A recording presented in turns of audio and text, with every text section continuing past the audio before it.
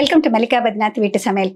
ஒரு special fruit சாலடுங்க. Summer வந்தாலே எங்கள் வீடுங்களில் வந்து ரெகுலராக ஃப்ரூட் சாலட் பண்ணுறது பழக்கம் இருக்குங்க. அந்த ஃப்ரூட் சாலடை இப்போ நிறைய பேர் பார்த்தீங்கன்னா ஹோட்டலில் வந்து சாப்பிட்றப்ப இந்த லேயராக அந்த போட்டு கொடுக்குறப்ப ரொம்ப விரும்பி சாப்பிட்றாங்க. நம்ம வீட்லேயே ரொம்ப சுலபமாக செய்ய முடியும். ஏன்னா ஹோட்டலில் நம்ம ஒருத்தர் சாப்பிட்ற காசுக்கு வீட்டில் இருக்கிற எல்லாருமே சாப்பிட முடியும் அப்படிங்கிறது தான் இந்த கான்செப்ட்டு. முதல்ல வந்து இந்த ஃப்ரூட் சாலட் ஒவ்வொன்றா வந்து நான் காமிக்கிறப்பே எப்படி செஞ்சுருக்கேன்னு சொல்லிட்டு நான் எக்ஸ்பிளைன் பண்ணுறேங்க. ரொம்ப சிம்பிள் தான், எல்லாரும் சுலபமாக பண்ண முடியும். பொதுவாக ஃப்ரூட் சாலடுனாக்கா நம்ம வந்து வாழைப்பழம், ஆப்பிள், மாம்பழம், ஆரஞ்சு, நம்மள வந்து வீட்டில் என்ன இருக்கோ சேர்க்கலாம். அன்னாசி பழம்னாக்கா நம்ம வந்து டிண்டு ஃப்ரூட் தான் சேர்க்க முடியுங்க.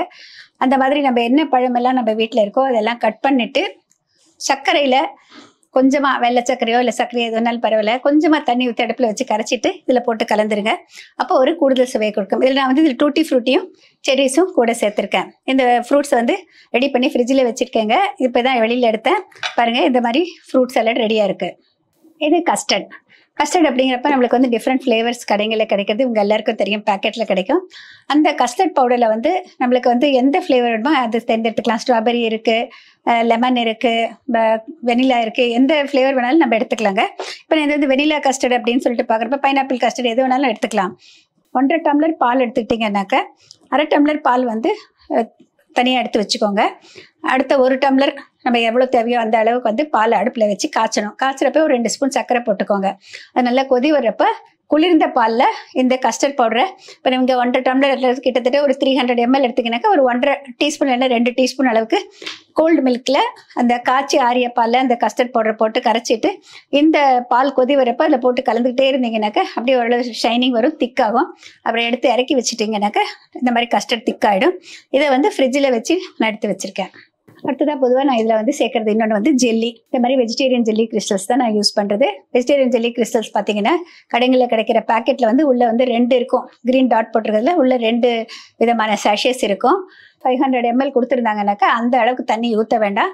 250 இல்லைன்னா 300 ml ஊற்றுங்க. 200 ஊற்றினா நல்லா ஃபர்மாக கிடைக்கும். 300 ஊற்றிங்கன்னா ஓரளவுக்கு கொஞ்சம் கொலகொலான்னு கிடைக்குங்க.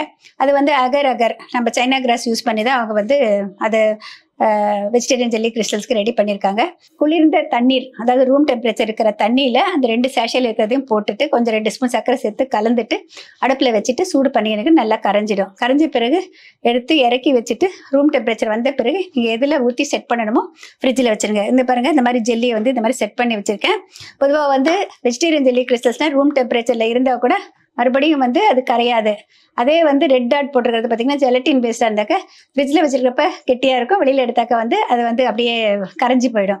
அது டைரெக்டாக எடுத்து ஃப்ரிட்ஜிலேருந்து யூஸ் பண்ண முடியும். இது கொஞ்சம் நேரம் குளிர வச்சு நம்ம சாப்பிட்லாம் ரூம் டெம்பரேச்சரில் வச்சுட்டு.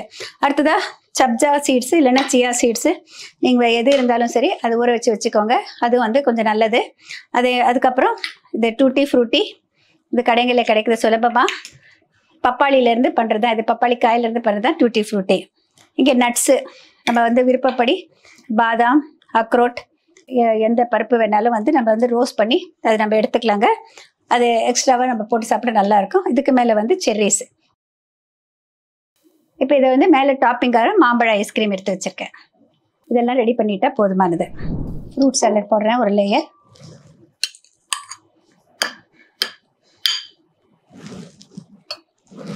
இதுக்கு மேலே கஸ்டர்ட் போட்டுக்கலாம்.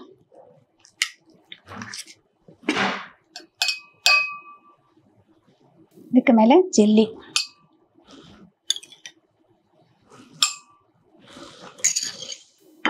மறுபடியும் கொஞ்சம் ஃப்ரூட்ஸ் போட்டுக்கிறேன்.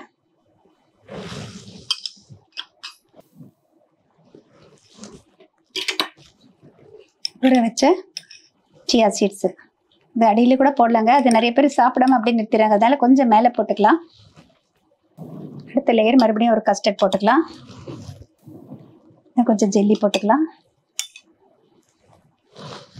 கடைசி இதில் ஐஸ்கிரீம் போட்டுறேன்.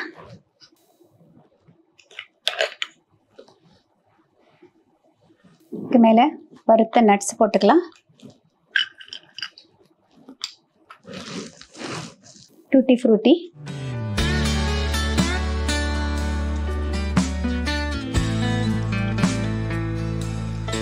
இந்த ஃப்ரூட் சாலட் ரெடி. இப்போ நமக்கு சர்வ் பண்ணலாம்.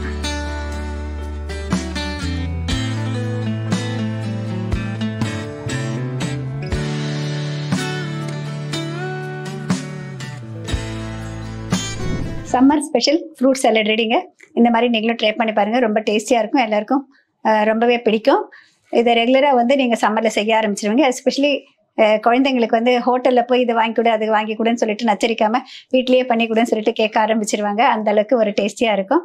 உங்களுடைய ஃபீட்பேக் எனக்கு ரொம்ப ரொம்ப இம்பார்ட்டண்ட்டுங்க. நீங்கள் செஞ்சு பார்த்துட்டு உங்களுக்கு பிடிச்சிருந்ததா, உங்களுக்கு வந்து மற்றவங்க என்ன சொன்னாங்க அப்படிங்கிற ஒரு விஷயம் சேர்த்து ரெஸ்பான்ஸ் சொன்னீங்கன்னாக்க ரொம்ப சந்தோஷப்படுவேன். மல்லிகா பத்ரிநாத் வீட்டு சமையலை சப்ஸ்கிரைப் பண்ணாதவங்க சப்ஸ்கிரைப் பண்ணுங்கள். இதே போல் உணவு மற்றும் ஊட்டச்சத்து பற்றிய பல விவரங்களை தெரிந்து கொள்ள மல்லிகா பத்ரிநாத் வீட்டு சமையலை சப்ஸ்கிரைப் பண்ணுங்கள்.